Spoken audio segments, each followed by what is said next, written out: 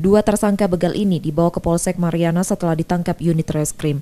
Penangkapan kedua tersangka setelah polisi memburunya selama 1 bulan setelah melakukan kejahatannya. Polisi melumpuhkan satu tersangka dengan tembakan karena melakukan perlawanan saat proses penangkapan. Dari penangkapan itu, polisi menyita 1 unit sepeda motor dan masih mencari senjata tajam yang dibuang tersangka saat proses penangkapan. Kapolsek Mariana AKP Agus Irwantoro menerangkan, dua tersangka setiap melakukan kejahatannya memberhentikan motor korban dengan berpura-pura menanyakan alamat. Saat korban berhenti, satu tersangka kemudian mengancam korban dengan menodongkan senjata tajam. Pelaku keterangannya hilaf, tapi ya tidak mungkin hilaf lah, pasti sengaja mengambil motor tersebut.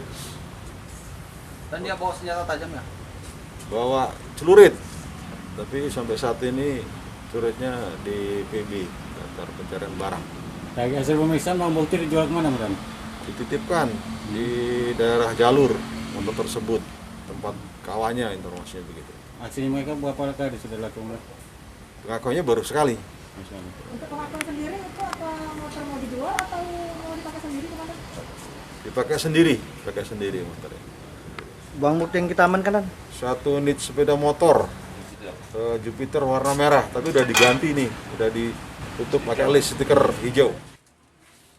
Untuk proses hukumnya, tersangka kini ditahan di tahanan Polsek Mariana dan terancam hukuman 7 tahun penjara.